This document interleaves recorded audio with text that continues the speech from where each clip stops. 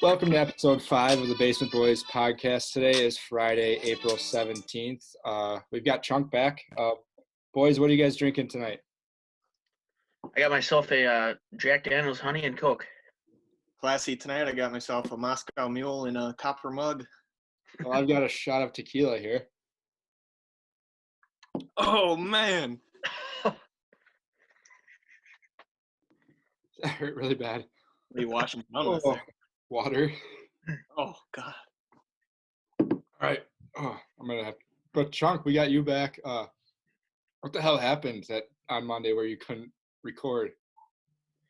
Oh, I was just doing some yard work in the backyard. But first of all, I want to thank Chuck and Thor for stepping in. You guys did a great job. I appreciate that.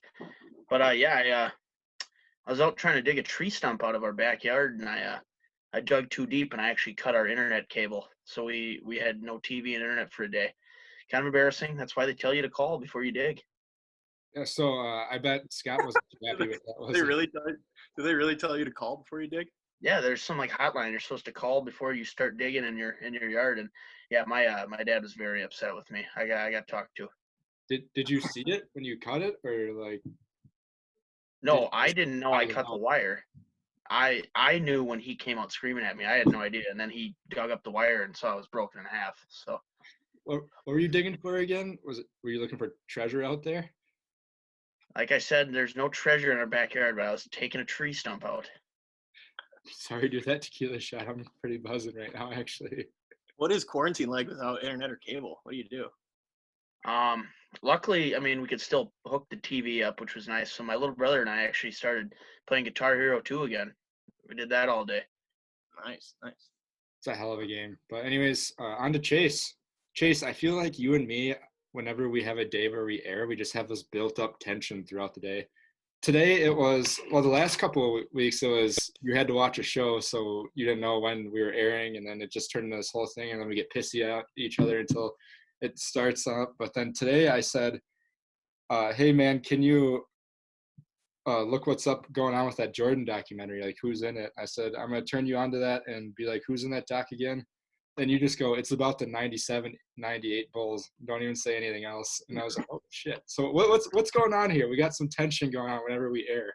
I think, I don't know, you rubbed me the wrong way right away this morning, right when I woke up. The first thing I saw was a text from you, and you're like, I want you to look up the Rakuten Monkeys. And I was like, I don't know what those are, and you're telling me to do stuff all the time. And just right away, I was like, all right, you know what? We usually have better episodes when we're a little pissed off at each other. So I think subconsciously, the both of us just like get at each other's throats here before we get on air. It's the Mike and Mike effect. You just got to hate each other to gel. But yeah, we always have this like conflict, and then I feel like Chunk has no idea and just pops up and just does his thing. Chunk does a great job for us. But anyways, today, April 16th, the day that we're airing, is National Horny Day. So did you guys celebrate in any other way for that? You could say I did. That's all I'm gonna say. You could say I did. What does that look like? It's tough being quarantined, but woke up, got out of bed, and hopped in the shower, and the rest is history. So I am I've been honoring the holiday probably the last 3 weeks for every single day. Take that as you will. Yeah, same. In and out of the shower. Same. So next topic here. This podcast has found their team, the Rakuten Monkeys, which is a Chinese Taiwan baseball team. 3-time defending champ, currently 2-0. The other night they actually had a walk-off homer in the 11th or 12th inning. And so it just sparked our interest. So Basement Boys Podcast is an official fan of the Rakuten Monkeys baseball team over in China. They're 2-0, 3-time champ. They had fake fans there. They're like electronic fans. Chunk, did you see that at all? No, I did not. That'd be an interesting thing to play in front of. I guess it's more visually pleasing for people that are watching on the TV to see like people in the stands and not just seats. But anyways, 2-0, 3-time defending champ. Chunk, what strikes you the most about this Rakuten Monkey baseball team? Well, just the way they win. They do it with pitching, they do it with hitting. But something crazy I saw. And I'm not at all being racist here, but they have like, and the rosters are massive in that league. It's like 40, 50 guys on a team on an active roster, but at least 20 of them have the last name Chang or Chin. So to me, that'd be really just confusing as a player. Like, who am I talking to? Who's talking to who?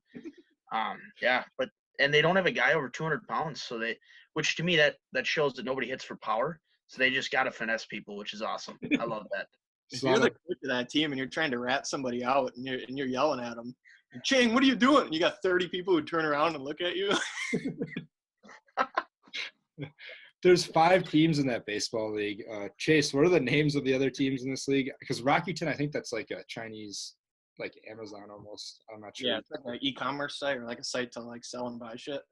So the Rakuten Monkeys, then we have the China Trust Brothers, the Fubon Guardians, the Unipresident 7-Eleven Lions, and the I'm gonna butcher this, the Weichuan Dragons. The Weichuan Dragons. All right, so they're 2-0. When's their next baseball game? Thursday at 7. Isn't it like the 7-Eleven team or something they're playing? Yeah, I think so. I have no idea. I think so. So if you want to be a fan with us, be a fan of the Rakuten Monkeys, Chinese Taiwan's hottest baseball team. We're kind of jumping on the bandwagon, but just after seeing that walk-off there in the 12th inning the other night or whatever inning it was, just caught our eyes, and we're fans. So we'll be keeping you with updates of the Rakuten Monkeys. So hopefully you're keeping tabs on that. But into sadder news, Packers great Willie Davis passed away on Wednesday at 85 years old. Willie was one of the key cogs in the Lombardi era at defensive end. He's a 2-time Super Bowl champion, 5-time NFL champion, 5-time first-team All-Pro, and a Packers Hall of Famer.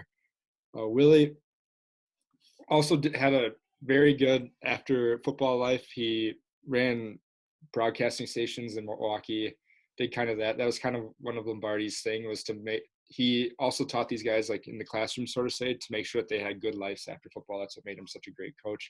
The best, in my opinion, ever. But sad news, Willie Davis, 85 years old. We're starting to see a lot of those guys from that era starting to pass away, which is always sad. Bart Starr in the fall, and I think Jerry Kramer, did he pass away? No, that's the wrong one I'm thinking of. I'm thinking of his name. But anyway, sad news. Never got to watch him play, obviously, but anytime an old Packer great passes away, it kind of hits home for us. So anyways, we'll move on. Christian McCaffrey signed a 4-year, $64 million deal. That opens the gates for a lot of things. Alvin Kamara, didn't he find out on Twitch, Chase? Yeah, there's a video where he's like in a pregame lobby of Call of Duty, and it pops up on his screen, and all his buddies they all get really excited about it because obviously that's big news for him too. Get paid. Yeah, so that opens the door for a lot of running backs. I think Matt Rule over there in Carolina. New coaches tend to do this. They sign their big stud to say, hey, they're here to win. And I guess that's the new face of the franchise with Cam being gone, is Christian McCaffrey. But I think this opens the door for a lot of running backs. Running backs don't really get paid that much. It's great at the time, but then you see guys like Todd Gurley being let go, David Johnson being traded. I think Joe Mixon wants a new deal here soon. He's only suspected to make $1 million next year, which is crazy for the workload. So he's going to sit out, which is kind of – there's some fantasy football implications there. But, Chunk, what did you think of McCaffrey signing this 4-year, $64 million deal with Panthers? I mean, it's great for him, but I'm one of those guys that I'm not going to pay a running back. They just – the wear and tear on them, they don't last. The Zeke signing last year didn't make a lot of sense to me. He's going to be so banged up, and him and Mixon and McCaffrey are top 3 in touches. McCaffrey's going to be the same way. He's going to be banged up just like Gurley was. Good for him for getting paid. He is the best player on that team, but running backs don't win you games, so I wouldn't pay him that much. Yeah, McCaffrey, though, you think he has a different DNA about him with all those touches? He played a full season last year, was still amazing. Do you think this keeps up, or do you think he'll wear down? You kind of mentioned it, but I think it's going to work out for the first couple of years, and then I think eventually it's just going to hit him, just like it did with Todd Gurley. And David Johnson, he was a monster for a couple seasons there, and then it just hits you at once. So I think there's certain guys with that different DNA, like Emmitt Smith was able to last a while. AP actually lasted a pretty long time for a running back with Minnesota there. I think he went through a couple contracts. So it'll be interesting to see what happens with McCaffrey. That is a lot of money to pay a running back. They've got Teddy Bridgewater, who he signed a decent deal, didn't he, at quarterback. So we'll see what they're trying to do there. Panthers, it's always funny. There's a crazy stat since I think they started as a franchise in the late 90s that they have not had back-to-back winning seasons. So they have a winning season and a losing season. They always seem to be like between 5-11 and like 10-6. Nothing besides that Super Bowl year where they had did they go 15-1 that year? Yeah, 15-1, and then didn't they make it to the Super Bowl in the early 2000s too, and then not make the playoffs the next year? Yeah, they lost. What's that, Chase? Jake Delhomme. Yeah, Jake Delhomme. They had like Mushin Muhammad, Steve Smith. I think it was like his rookie year or something against the Patriots. But yeah, so pretty sick team. Switching gears to, there's some news Wednesday that OBJ was potentially to be traded to the Minnesota Vikings for a 2nd and 5th rounder. The Vikings are looking to get back. It's basically replacing Stephon Diggs. I think Stephon might have had a more efficient year last year. Chunk, do you think OBJ being traded to the Vikings would have been a smart move? And as a Packer fan, what's your take on that? I don't think it would have been that smart for them. You know, you just got rid of a team cancer and you bring one back in, and OBJ could arguably be a bigger cancer. I think with the depth in this year's draft, I think they can find one that can fill the role for Diggs. It'll let Thielen thrive. So even if Minnesota did land him, I would have been scared as a Packer fan, but it's kind of a blessing that he's not too. Yeah. I'm a huge OBJ fan just because kind of how the way he looks. Obviously, he's been struggling these last couple years, seasons, but I wouldn't say he's a cancer. He just always has that desire to win, and when receivers have that desire and stuff and they show emotion on the sideline, it's seen as kind of being a diva, where quarterbacks kind of get away with it more. But I think OBJ is like in that Randy Moss situation where he's one team away from just thriving, because Randy Moss after the Raiders just thrived with the Patriots for a few years, and then a lot of people are saying that he's that one. Because to be honest, I don't think he really wants to be in Cleveland. I think he wanted to be there at first for Jarvis, but he's a big city guy. He is kind of a diva. Kind of retract my point there, but he likes the big lights and stuff. So I think he'd thrive in like a Las Vegas setting or Los Angeles or anything like that. So it's interesting to see kind of how that all played out. He goes from being with his best friend potentially being traded down the line. But Chase, do you have anything to say on that as a Packer fan and Colts fan? I can't stand the guy. I really don't like OBJ. I really liked him early on, and his head got too big. He's such a loudmouth. He acts so entitled, and like I don't know. I just can't stand the guy. So seeing him on the Vikings actually would have justified my hate for him a little bit more. So it actually kind of would have been cool. He would have maybe been a better villain for Packer fans. But I'm glad he didn't, because having to deal with someone like him is always a problem. Yeah, especially that when they had Diggs and Thielen out there, that's tough to cover. They don't have that really. Who's their number 2 wideout right now in Minnesota? Chad Beebe. Is it Chad Beebe? It might be. Treadwell's with the Falcons now. I don't even know. So they're kind of struggling. They're looking for more guys. They got Dalvin Cook in the passing game, Madison. So, but moving on to the next segment, big news that dropped today, actually Thursday, is that Jalen Green has decided to go to the G League, who was the number 1 prospect in this year's class, the 2020 class. He decided to go to the G League. We've seen a couple guys opt to go overseas, a couple guys go to the G League. RJ Hampton last year went overseas. LaMelo Ball, we kind of touch on that in the interview with Dalton Smolik later. But Chase, do you think this is kind of the future for top high school prospects? And what do you think about that? Yeah, I think it very well could be. You mentioned LaMelo, you mentioned RJ Hampton last year. One guy that comes to mind who was probably, I think, one of the first to do it was our very own Brandon Jennings. Went and played in China, I think. Went and played in China. So he was one of the first to do it, and you're seeing it more and more now. Another guy who did it this year is Isaiah Todd. He's the number 2 power forward on Sunboards, in the top 15 for all recruits. He was committed to Michigan, highly recruited, obviously. Kentucky, Kansas were up there too for him. But he actually decommitted from Michigan and decided to go to the G League route as well.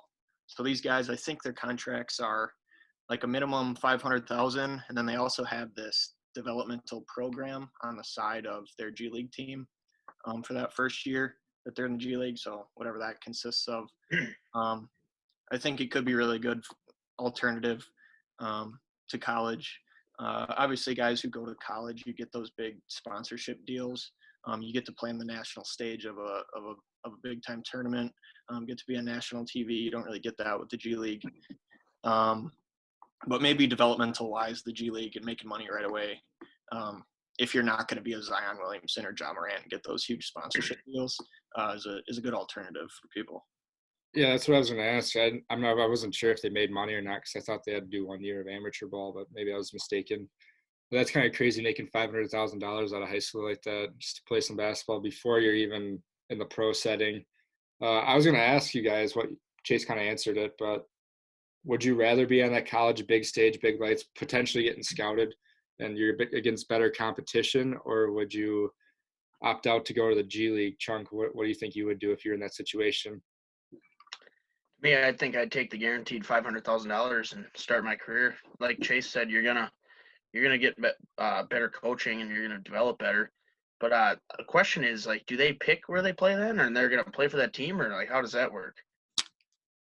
That is a great question, actually. I think there might be some sort of like bottom tier teams. It's like a ranking system. Maybe bottom tier teams get those players who decide to go. I'm not. That's out of my back. Like regional things, like the XFL and the AAF did, or no? I don't know. It's a good question. RIP to the XFL though, by the way. Yeah, really. XFL. Yeah, but to answer your question, go ahead. Oh, you can go. I was just talking about the XFL. Go ahead. Oh, to answer your question, I guess I already kind of answered it. But if I were going to be like a top 5 pick, just go be one and done, I think I would go and try to play on those national stages in college and try to work a big Nike deal or something like that. Make a ton of money branding. But if I'm just going to be a outside the lottery guy, I think I would highly consider G League. Yeah, you really brand yourself being that college level, being the national stage. Everyone's talking about you. Everyone's looking at you. Because, I mean, if Zion would have went and played in the G League, I don't think he would have got as much hype, as much branding and sponsorships like he did. But he's kind of a freak of nature also. So it'll be interesting to see moving forward what happens with college basketball and everything. If we go back to players can come out of high school, which that was still kind of a rarity back then when that happened. A lot of players that did, they were kind of given they were kind of being told that it was kind of a mistake because they are not developing themselves before reaching the pros, and then you reach the pros straight out of high school, and it's just kind of a huge learning curve, and then kind of sets off a bad tone to start off your career with. But anyways, we will move on and talk about the Dalton Zamolik interview, as we have Dalton on here. He's going to be talking about the LaMelo Ball family, or not the LaMelo Ball, the Ball family, and some money in stock markets. So here's our interview with Dalton Zamolik. All right, we have Dalton Zamolik here today for our interview, our special guest, our Ball family enthusiast and stock market guru. Dalton, how's it going today? Good. How are you boys doing? Doing well. Everyone can hear me just fine? Yes, I can. Chase, Chunk, can you guys hear him? We're live, baby. Let's do it. So, today is actually National Horny Day. How did you celebrate, Dalton? Well, I'm going to tell you, boys, I've been horny the last few weeks here. Like, it is insane. It's a ghost town. Am I allowed to swear on here? Yeah, you can swear. There's no fucking happening in college towns. It's just, there's no fucking happening. It's just, people are going celibate. Like, what are you going to do? So are you in Eau Claire or Elroy back home right now? I am in Eau Claire. I'm not in the basement at my parents, like my buddy Charlie, Uncle Chuck, as you guys know him. I opted to stay in Eau Claire.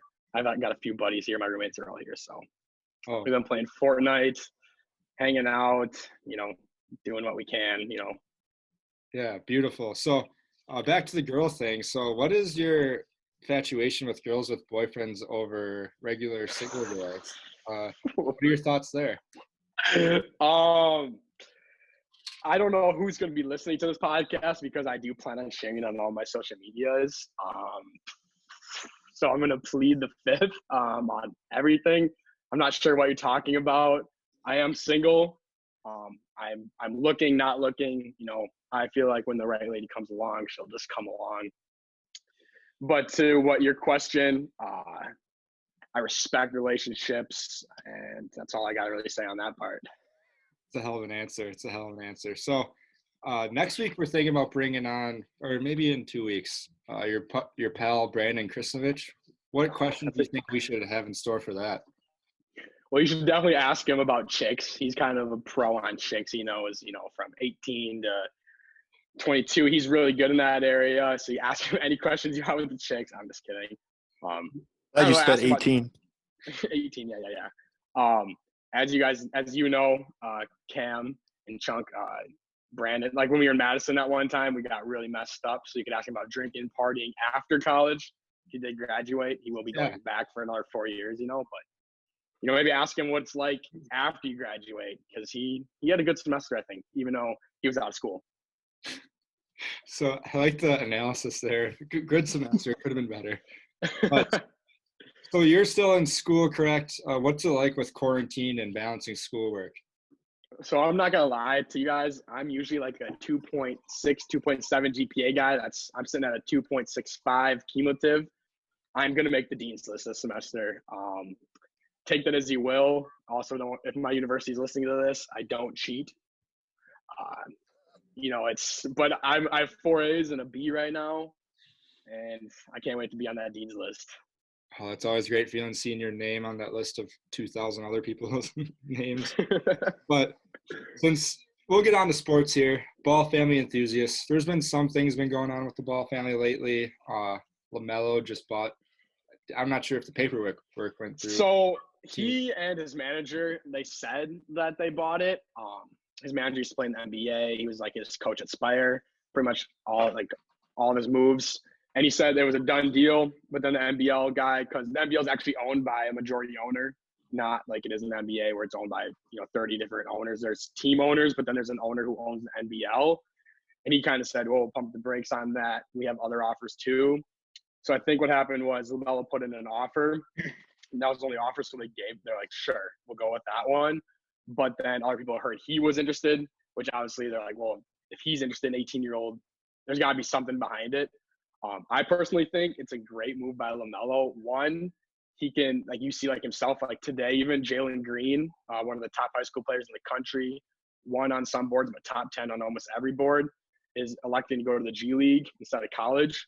I think NCAA is shaking in their shoes about LaMelo buying the team because obviously he's got a huge following. He's pretty popular. You know, he's friends with Quavo, Lil Yachty, other big stars in basketball. If he can convince high school kids to come over to the C's and, make $100,000, I think why wouldn't you do that?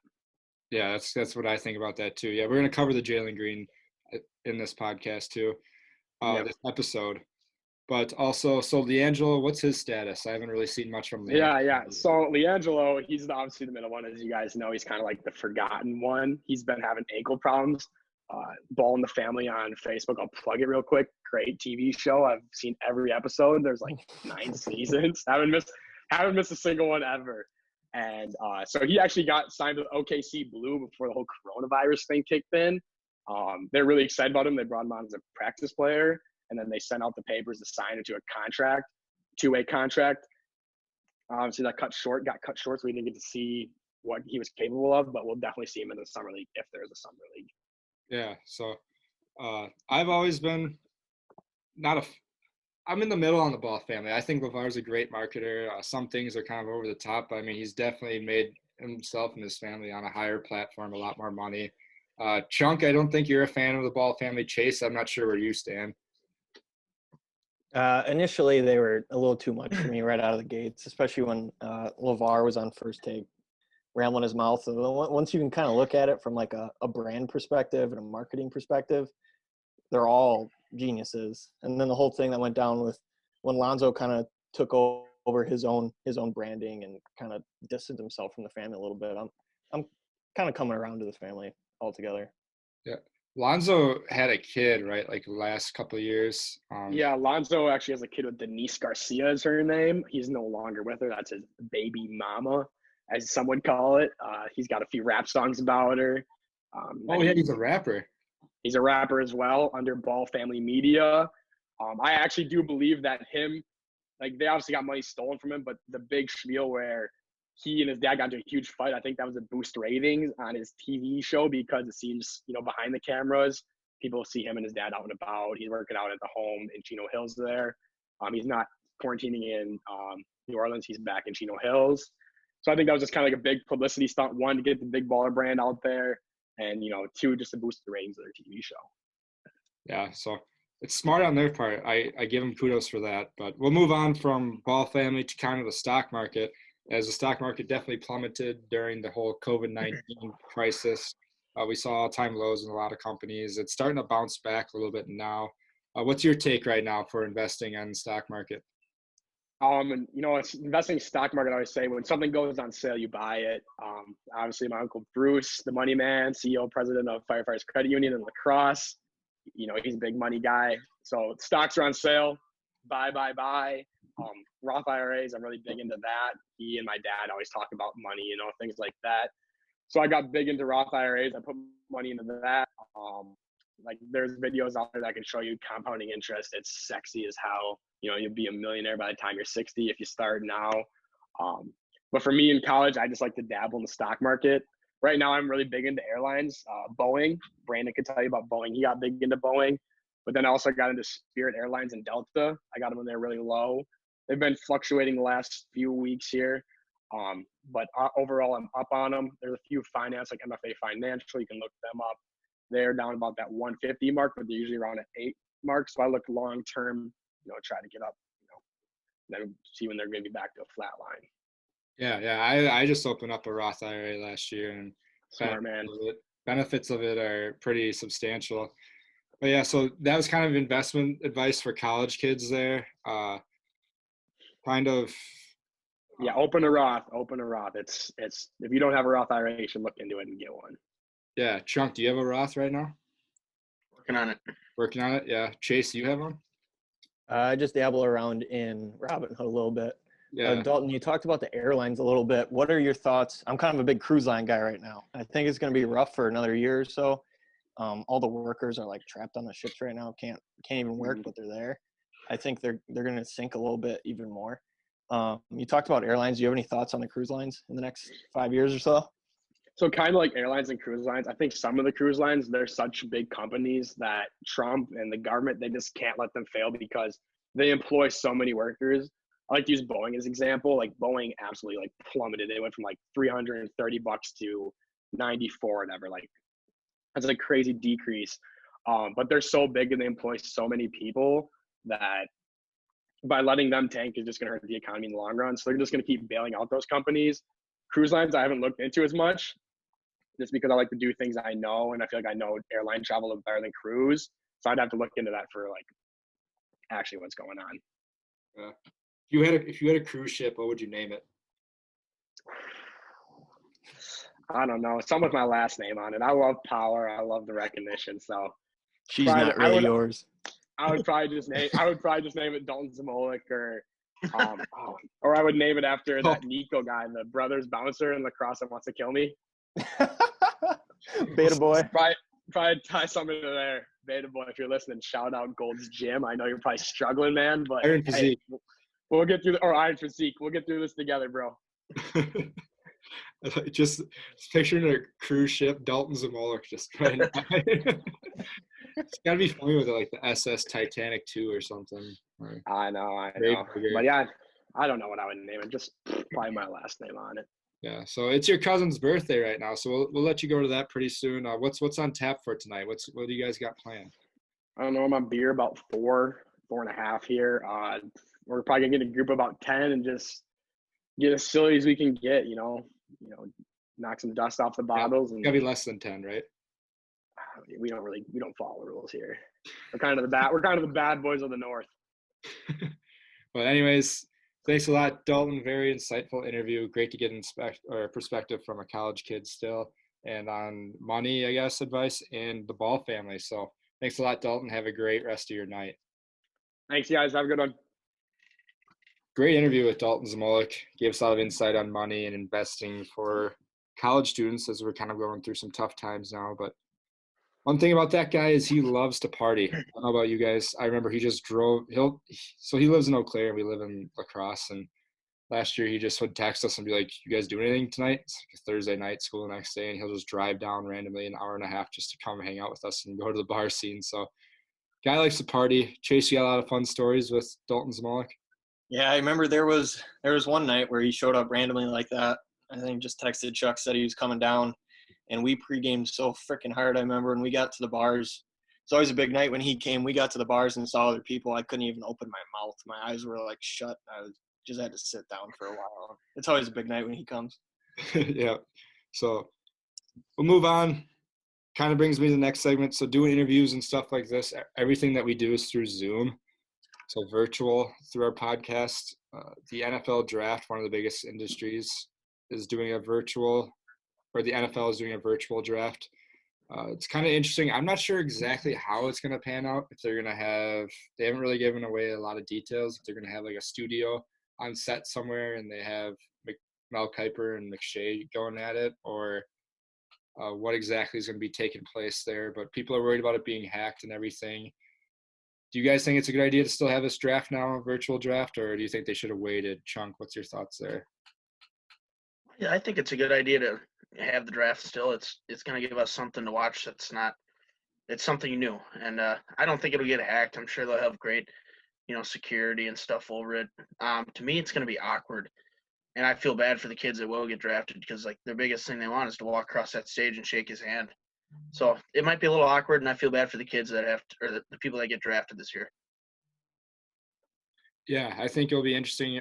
My biggest question is, are they just going to zoom into the homes of like these scouts? Are they together, or what? You're going to see like Gruden and Dave Gettleman and them at like their basement or whatever, just sitting there like we are with whatever they're drinking and just drafting, or what's going on? Are they showing guys? Are they showing players being drafted? Chase, have you read up on anything about this at all? One thing I saw is that there's going to be like formal platform or some sort of video session, I think, that they're supposed to call into to make their picks. And then besides that, they're going to have a conference call with all the GMs of each team and then whoever is in charge of the drafting, like the commissioner's office or whatever. And if you have a technical issue calling into that formal video session, you're just supposed to scream out your pick on the conference call. So I'm kind of wondering how that's going to work out, and if people are going to start fucking with each other and just start screaming out names, or if that'll get hacked into, and you just start hearing random names all over the place. So that'll be kind of funny to see how that works out. Yeah, it's interesting. I saw an interesting fact today. So you guys know what Mr. Irrelevant is, right? The last pick of the draft. Yeah. So it used to be in the 80s or something. A former player came up with this idea to have Mr. Irrelevant be like this whole big thing where they get these prizes and they get a parade down in Newport Beach in California, and they get all this hype and stuff, and they get like the low man trophy instead of the Heisman trophy and everything, and the team that drafted them gets publicity. So it was in late 80s. I'm not sure exactly the year. I think it was like 86 or something. The Rams and the Steelers. So I think the Steelers had the second to last pick and the Rams had the last pick. So they kept purposely missing their pick so the next team would be up. And they just kept doing it back and forth, back and forth, back and forth. So they would get this bigger branding and bigger deal made about their team or ever getting Mr. Irrelevant. So I forgot who the commissioner was at the time. I'm not sure if it was Roselle or something, made a rule that you can't do that intentionally on the last pick for the Mr. Irrelevant. So I thought that was kind of crazy and kind of goofy why that's happening. There's a lot of draft nuggets I've seen lately, but to kind of talk about the Rams there, Hard Knocks recently came out with who they are going to be selecting for the series show on HBO this late summer, and it looks like it's going to be both LA teams, the Chargers and the Rams, which personally I'm not a fan of because you don't really get to dissect one team. Usually by watching that, you can tell how that team's going to be. I remember I watched the Browns a couple of years. You could tell that they were going to kind of be problematic. They weren't sure what they're doing at quarterback. we had the Raiders last year. I didn't really watch all of it. They had Antonio Brown on there, but he wasn't really a big beat. Chase, did you watch the Raiders one last year? Yeah, I did. That one was pretty entertaining because you had Gruden on there. Yeah, so I'm not sure how they're going to do it with the two LA teams. You got McVay and why am I drawing a blank on the Chargers? Anthony Lynn. So it'll be interesting to see. I want to see how McVay handles situation stuff. They made a lot of moves this offseason. It'll be interesting to see what they do with their depth chart, running back and receiver. Chunk, are you a fan of this two-team approach on Hard Knocks? I am, actually. I think it'll be cool to see. Are they together? Are they going to be together at all, or? What do you mean? Just like, how teams have like a week practice with another team. Are they going to do that at all together? Or a lot of teams that are close in geographical region. But yeah, so I actually like it. We're going to be able to see more personalities. But I am not a fan of listening to Sean McVay. I think that could be kind of annoying. But they missed it by a year. Man, I wish Phillip Rivers was there. That would have been awesome. Yeah. It's interesting to see because they have the new stadium this year, right? Or am I wrong? Yeah, so it'll be interesting to see everything. I think the Rams are kind of problematic right now. They were supposed to start this huge dynasty and stuff, but they just paid too many players. I mean, they shipped out Brandon Cooks, got rid of Todd Gurley. Guys weren't performing. They missed playoffs last year, so it'll be interesting to see what that locker room is like. The Chargers are kind of the Chargers. They lost Melvin Gordon, who was kind of a big part of that locker room. Phillip Rivers, obviously. So you'll see a lot of camp battles and stuff with the Chargers, which is interesting to see always. But there's always feel-good stories. What was that? A tin of snooze. So it's always good to see those feel-good stories come out of there too. But now we move on to quarterback prospects for the NFL draft. Chunk and I will kind of have some banter back and forth. Chase will mediate and give his 2 cents here. First guy that comes up is obviously Joe Burrow. I'll kind of give my 2 cents on Joe Burrow and what I think and who he can become, and then Chunk will give his, and we'll see if we defer or if we have any arguments, we have arguments. So Joe Burrow, I think he's got a great football IQ. His intangibles are off the charts, kind of like Deshaun Watson coming out of college. His intangibles, his football IQ, his decision-making, everything. He scans and makes the right reads. He's got great poise. He throws guys open, and he can even move out of the pocket when he needs to. But those are his strengths. His weaknesses, in my opinion, is he'll need a solid scheme fit with a couple guys around him, like they did at LSU. They had a stacked team. The receivers were stacked. Offensive line, running back was good. It was one season, and then one question kind of is the arm strength is kind of a little below average. Joe Burrow reminds me kind of Tony Romo, kind of lack of arm strength to kind of move around. And he also reminds me of a little bit better Jared Goff coming out of college, where makes the right reads, great IQ and everything, doesn't have the strongest arm, but gets it there where it needs to be on time like that. So, Chunk, I'll let you talk about Joe Burrow and what you think his fit is and how you think he'll be as a player in the NFL. Yeah, I think I agree with everything that you said. He had the greatest college season ever. Love the hype. But, yeah, he's a pure throw of the ball, and you said his arm strength isn't the best, which is right, but he's so accurate that doesn't matter. He has great pocket presence, can move around, like you said. But, yeah, as I was writing it down, I compared him to Tony Romo as well. So, yeah, and he's a perfect size. Yeah. So he had 60 touchdowns, 6 interceptions, the best quarterback season I think I've seen in college football. He did have a lot of talent around him. My opinion, I don't think he's going to be I think he'll be a solid NFL starter. I think he'll make a few Pro Bowls, maybe a couple All-Pro teams, but he won't be like that Hall of Famer. So I think he'll have a kind of a career similar to Romo. He'll have a long career. It kind of depends on how if the Bengals draft him, how they treat him, how they surround him with guys. AJ Green will help.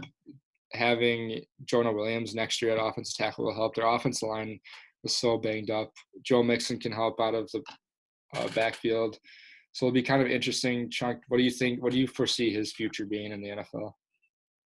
Yeah, I agree once again. I think he'll make those Pro Bowls. He'll be an All-Pro a couple times, but I don't see him in the Hall of Fame. He's not that guy. But yeah, I like the offense in Cincinnati. If they can cheer up that offensive line a little bit, I think they can make some noise on offense. They just need to get younger on defense, and the Bengals can be back in a couple years. Yeah, I agree. They could go after the next couple of years. They didn't really do much in free agency this year, but Joe Burrow, he's got that mentality, kind of like Tom Brady, just a win mentality. He's always been a winner, I guess, in high school and college. They've always talked about that. He was actually Mr. Basketball in Ohio. Did you know that, Chase? Yeah, I think there's some videos out there of him just lighting it up. Yeah. Might be a video of him dunking. White boy got hops. Which is kind of crazy because Ohio's got good basketball players, obviously LeBron, but I think Luke Kennard is the all-time scorer in high school at Ohio. Yeah, he was insane. I think the sophomore through senior year, he averaged like 35 plus. Yeah, that's crazy. Yeah, Joey Burrow, he's a stud. Came from Ohio State. I kind of remember when he transferred and he played there last year. Just seeing a couple games on CBS, it was night and day from last year to this year. Last year he seemed kind of nervous out there. He wasn't exactly that guy yet, but you knew that he was poised if he had a year under him that he could do some good things, and he definitely exceeded that. But, Chunk, you got any more takes on Joey Burrow there?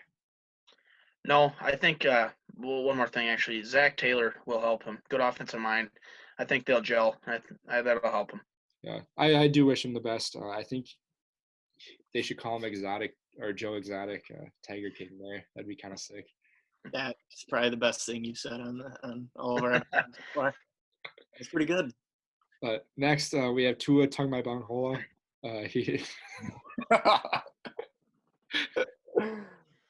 Alabama quarterback had 33 touchdowns, 3 interceptions. Chunk, I'll let you have the thunder on this one. What do you think of Tua as a prospect, comparisons, and how he can do in the future?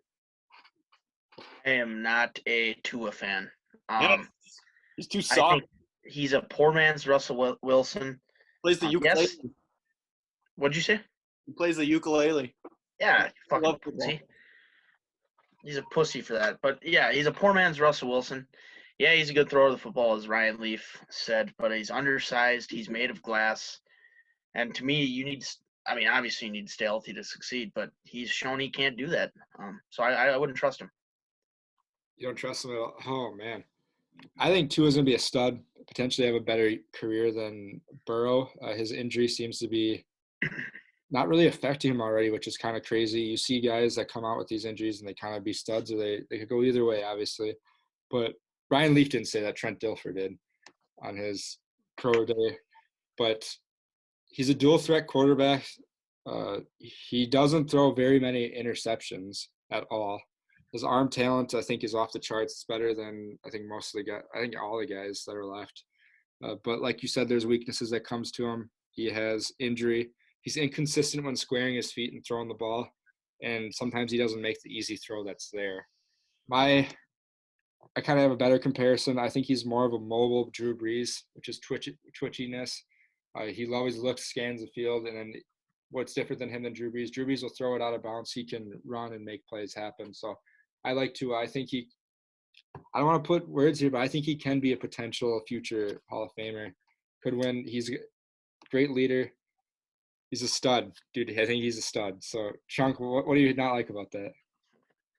All right, you call me when his arthritis kicks in at 28 years old from this hip injury, and he's out of the league already. So, all right, we'll save this tape because I think Tua's a stud. I know I got slack for that from Chase and Thorson last week, but I like the kid. I think the only thing that can go against him is his injury. Other than that, it's kind of up to him, which is a pretty good thing to have, I guess. But next, we'll move on to Oregon quarterback Justin Herbert. He had 32 touchdowns, 6 picks last year. They thought he was going to come out his junior year to be. They thought he was going to come out and enter the draft his junior year and potentially be drafted by the Giants. He elected to stay another year with Oregon. But he's got the size, 6'5". He does the little things right. His throwing motion, he is very good on play action. He sells everything to the defense. He'll look off safeties.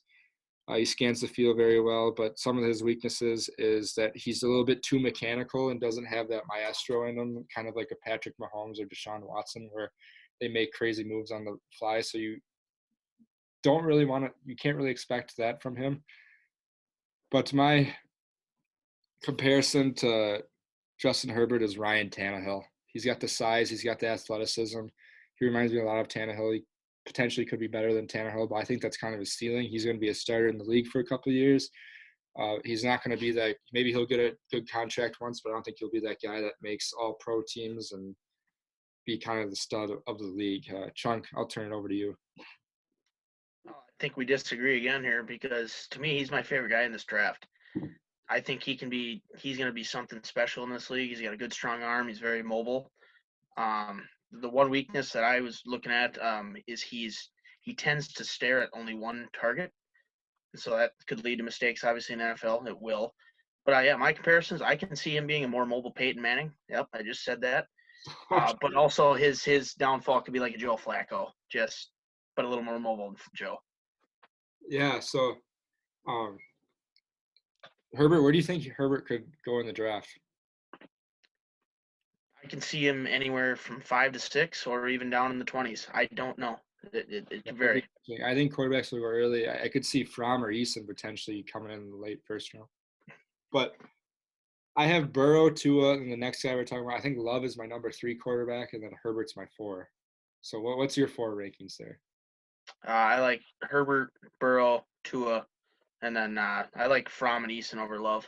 Oh, shit. So we'll move on to Jordan Love. What's your take on him? He had 20 touchdowns, 17 interceptions last year. So what do you think about Jordan Love as a prospect?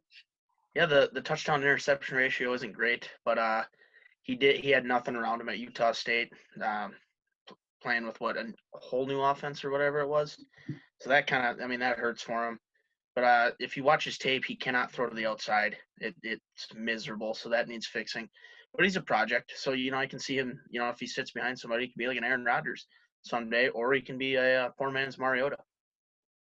Yeah, I do agree on a lot of stuff you said, but what kind of interests me is that unknown, that project that he can be. It kind of reminds me of Mahomes when he entered the draft. I thought that he would be a stud. He was very strong arm, had all the intangibles, checkmarked. Wasn't around a great team, kind of like Love. But things I wrote down is that he's smooth. He has very good arm strength. He tends to make the weaknesses are that he has long decision making. So sometimes he'll take sacks and stuff. And then the interceptions are kind of a key problem. And like you said, he can't really throw outside the numbers. So he reminds me kind of a lot of Andy Dalton. I think he reminds me a lot of Andy Dalton. So kind of bigger. Andy Dalton, great arm. Did not have a lot of talent around him. Cincinnati, he had Green and guys like that, but he also didn't really have the studs that Jordan Love kind of coming out of college did, but I guess that's college ball. So I think he can go first half of this first round. I see a lot of trades being made. I think this is going to be a kind of a crazy first round. But who knows how it can go with the virtual setting, with people like not being able to make as many trades and stuff, kind of being virtual and kind of being scared of doing that. So, Chunk, do you have any more notes you want to say about the draft quarterback prospects? It's exciting to see where these 6 guys will land. They really could go anywhere. Like typically kind of where these quarterbacks are going to land, but we really don't know this year, which is exciting. If one of them's there at 30 for Green Bay, I'm not going to be mad if they take the chance. Take a project guy like Jordan Love. Yeah, that's a thing. That's a thing that they're saying. Packers interviewed with Jordan Love. I remember when we took Rodgers, people thought it was early. I think this year, personally, that it could be early, that we could wait a year or two because Rodgers wants to play out his contract. But if Rodgers has kind of that digression that we've seen a lot of these quarterbacks, you saw with Eli, you saw with Peyton in his last few years, it'll be kind of interesting. Phillip Rivers had that decline, but anyways, Chase, your time to shine here. We got our first ever draft segment. Explain us what the draft segment is and what our first topic is. Yeah, going along the theme of draft talk, we're going to do a snake draft here between the 3 of us. And the topic is best movie series. So I got a random number generator. We'll sign numbers for the first pick. Cam, you can be 1. Chunk, you'll be 2. I'll be 3. First pick goes to number 2, Chunk. Second pick. So Cam, you can be 1. I'll be 2. Second pick goes to Cam. I got the third pick. Right. So Chunk, Cam, and then me. Start with me, or start with Chunk. Go to me. I'll bring it back. We're gonna pick 3 movie series. Floor is yours, Chunk. Alrighty, I think I'm gonna go with the great nine movie series of Star Wars. Cool. Oh, I knew that was gonna be a hot one right off the. I knew that was gonna be. Brock, what's your analytics on that? Why is it number 1? Well, to me, it's my favorite. I thought we were kind of basing off what we'd want to sit down and watch. I've seen every movie. That's what we're doing, but I was just curious. All right, yeah. So I'm going with Star Wars. That's the movie I'll turn on every time it's on. Absolutely, I was late to that train. I recently just watched all 9 of. I just finished the 9th one, and I'll tell you, I missed out for the first 20 years of my life, 22 years. What's your favorite one, Chase? I really like the second trilogy, so 1 through 3 technically, I guess. I like those the best. All like the graphics and the action and everything in the newest trilogy is super sick, but I think those second 3 are my favorites. I like it. I got number 2 pick here. All yours. I am going with the Batman Dark Knight series. Fuck, those are my first 2 picks. Yeah, so first of all, Heath Ledger and the Joker, best Joker hands down, best acting performance I've ever seen hands down. R.I.P. Christian Bale does a great job. I love the third one with Bane and everything that. It's just a great plot to it. A lot of good things happening. You're kind of torn in it.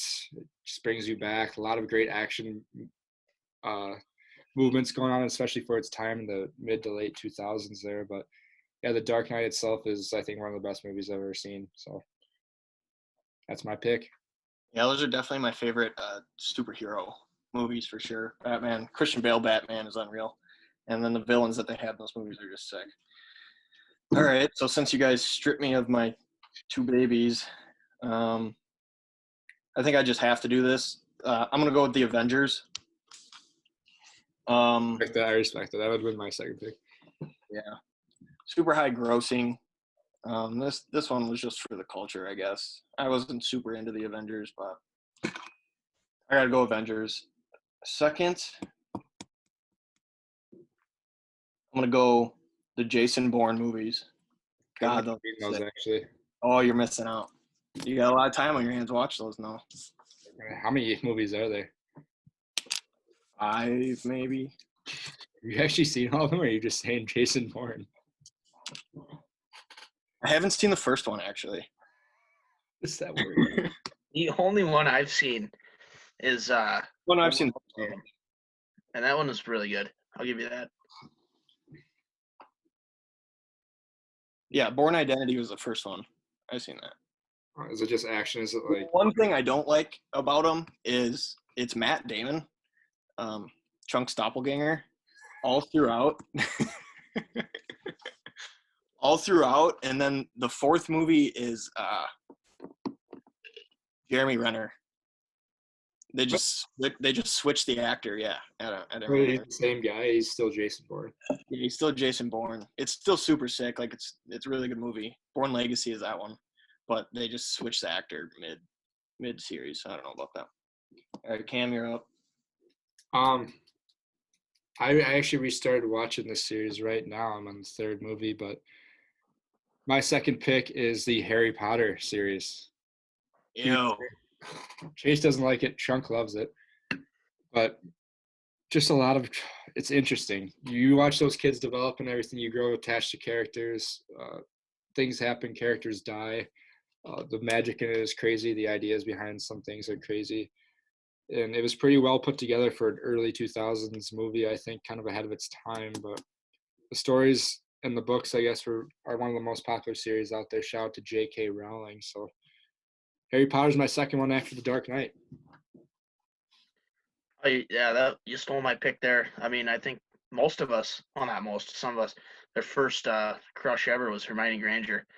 Man, I had a huge crush on her. I was Emma Watson. My God. Do you still? But and then she shaved her head. I don't get that. But the 6th pick, I think I'm gonna go with the Hunger Games. That series. Big fan of Katniss. She's pretty sick. PETA does a great job. The Peter. the third and fourth are kind of slow at the beginning, but the ending is great. But number one is fantastic. What a fight scene that was.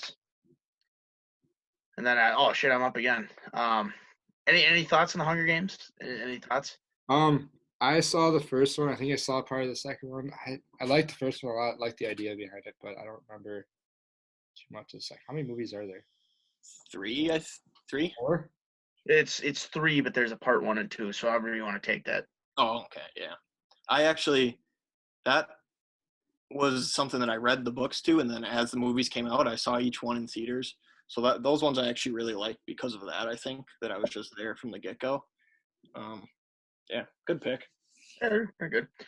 Number 7, I kind of want to do 4 rounds. I had a couple more, but I'll go with this one. Jurassic Park. All right. Oh, Those were insane. What an idea to create these dinosaurs. And that is a great pick. John Hammond. What a I've never really genius. seen the Jurassic World. I've never seen the Jurassic Parks. Jurassic Worlds are good too. I do like the first 3 Jurassic Parks better. Well, number 2 is the Lost World, but the T-Rexes are sick.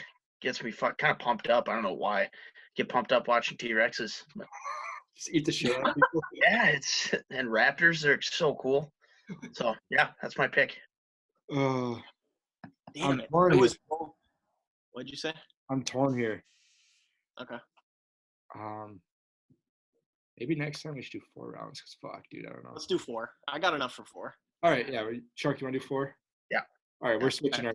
So yeah, we'll do 4. Kind of a Mount Rushmore basically, but draft. You said it. So Your copyright. the third one, this takes way back. I love these movies.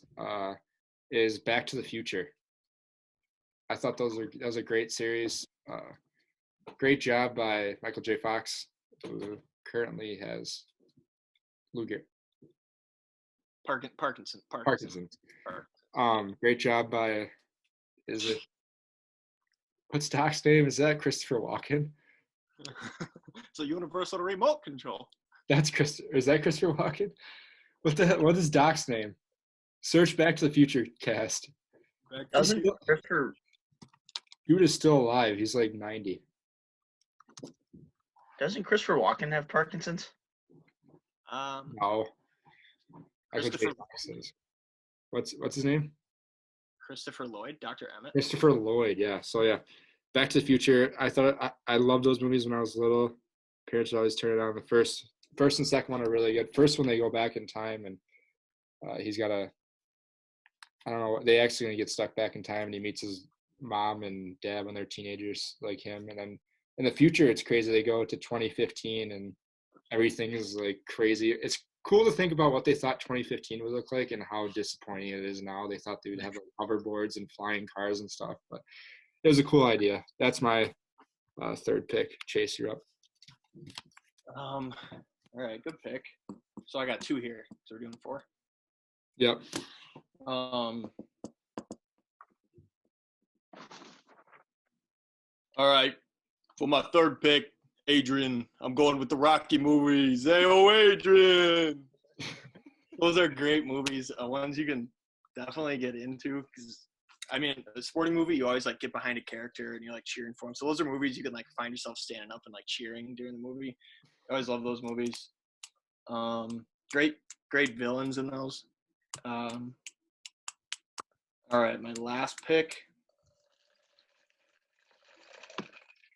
I'm gonna go with The Matrix. Those movies are absolutely sick. Keanu Reeves is a badass. Those are some of my favorite movies. I'm surprised I got to 4 with that one. Would you say The Matrix? Yeah. I've seen part of the Rockies movies, and I need to watch them more because I get really into boxing movies. It makes me want to go outside and start throwing old people on my back and running around everywhere. But so yeah, I want to see more of those. I've seen the first couple, and then what was the last one? The Matrix. I think I saw the first one when I was really little, but I've never really got into. Are they just mind fucks or what are they? Yeah, they're absolute mind fucks. Blue pill, red pill, all that stuff. Oh, gotcha. Yeah, that's kind of crazy. Dabble around. End up to a party where people pee on each other. Is that by experience? Does that happen? Maybe. All right, we'll move on. So my last pick, I wasn't a fan of the original series, but it's kind of like a prequel. The Hobbit. I liked it a lot. Nice. Lord of the Rings, I don't remember it much, but I got really into The Hobbit for some reason. People hate me and say Lord of the Rings is better. I know there's a big cult following for that, but I like The Hobbit. So, Chunk, take it away with Mr. Irrelevant here. I have to say I hate the Hobbit series, so was not going to pick that. And I have not seen The Matrix at all. We so haven't even maybe- seen The Hobbit. Huh? You haven't even seen The Hobbit, and you're just going to say you hate The it? Lord of the Rings were so bad that I'm not even going to watch it. I can't. Fucking little gremlins running around where the hell they are. I don't fucking know.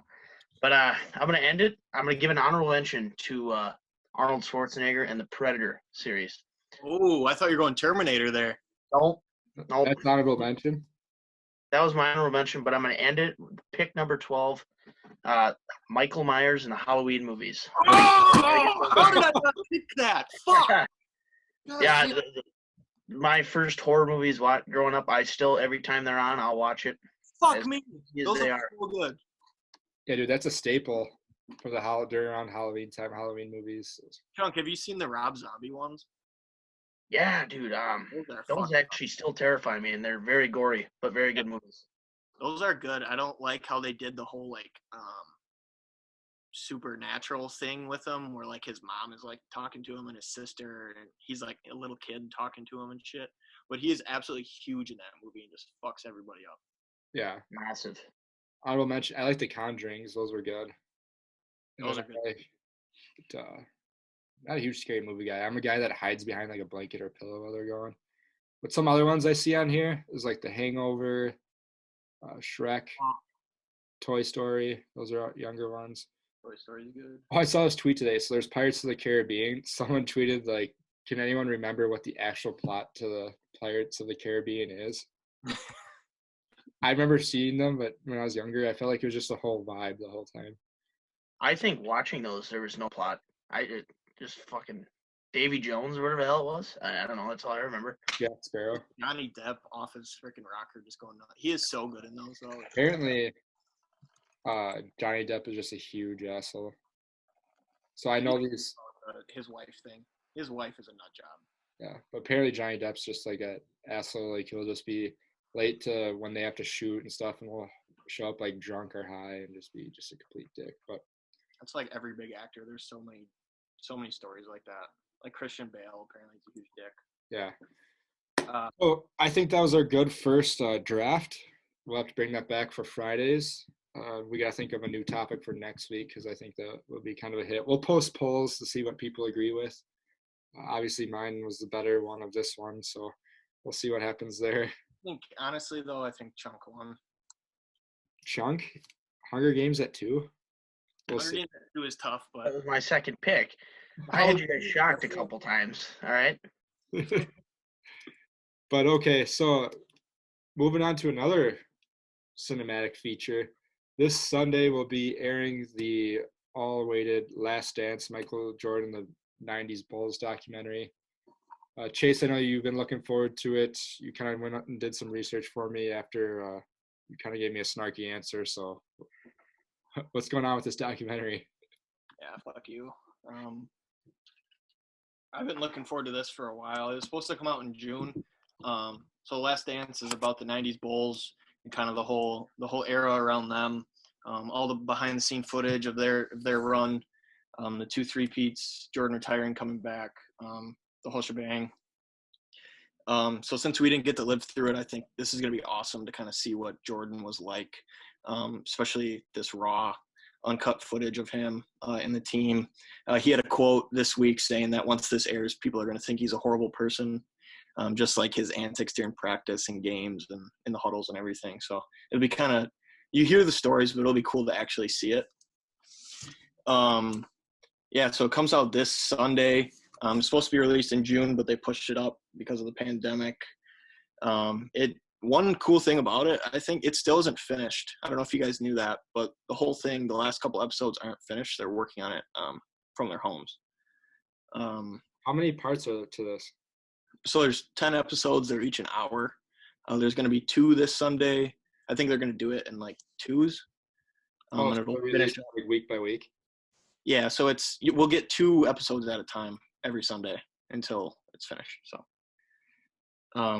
yeah, for those listening, go out and watch the trailer for this. It's sick. There's one that they have all the guests who are going to talk about it. They basically have anybody who is anybody in on this, especially people from the 90s, of course, who lived through it. Just some of the guests they had on it were Obama, Clinton, Kobe, Adam Silver, who's the commissioner now, Magic Johnson, Barkley, the glove Gary Payton, Pat Riley, and then even people like Justin Timberlake, Carmen Electra, who was married to Rodman, who was part of that second stint there. Nas, I thought was kind of a cool one. I guess he was like one of the biggest rappers in the 90s.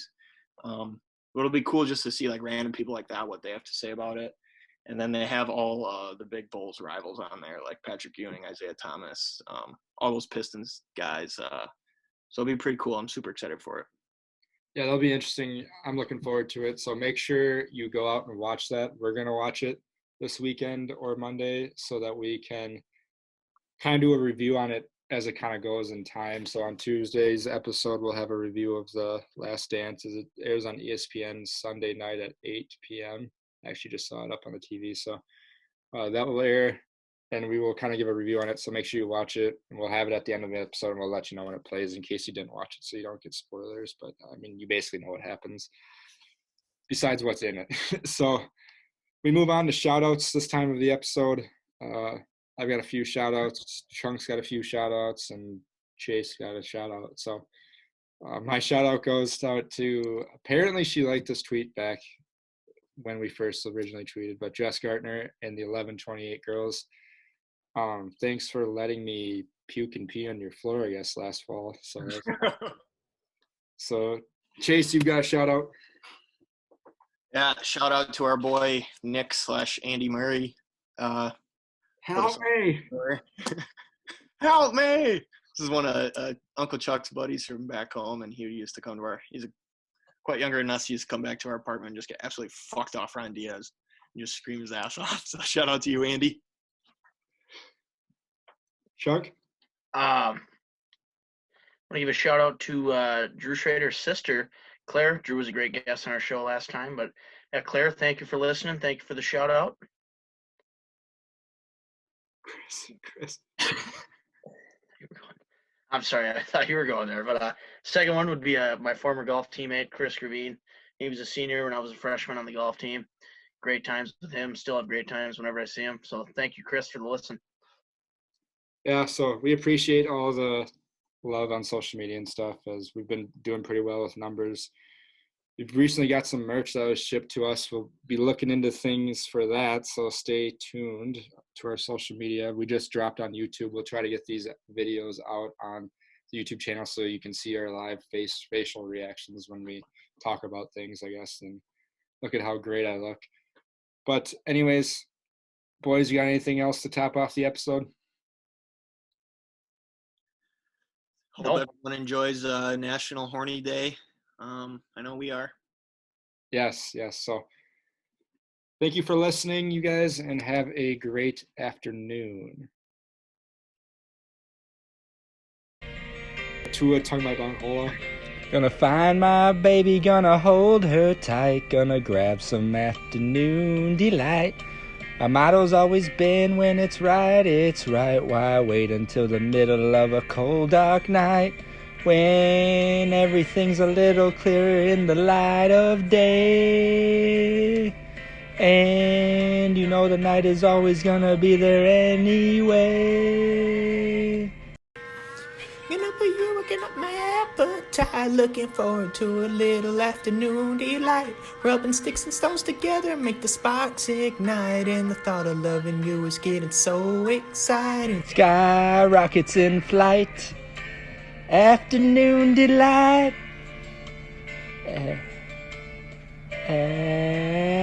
afternoon delight, afternoon delight. Started out the morning feeling so polite. I always thought a fish could be caught, who wouldn't? But you've got some bait waiting, and I think I might try nibbling a little afternoon delight. Sky rockets in flight, afternoon delight, afternoon delight.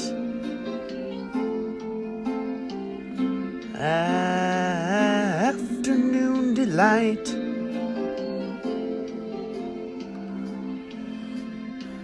Please be waiting for me, baby, when I come around. We could make a lot of loving before the sun goes down. Gonna be working up my appetite, looking forward to a little afternoon delight. Rubbing sticks and stones together makes the sparks ignite, and the thought of loving you is getting so exciting. Sky rockets in flight, woo! Afternoon delight. You guys have it, I think. Afternoon delight. Afternoon delight.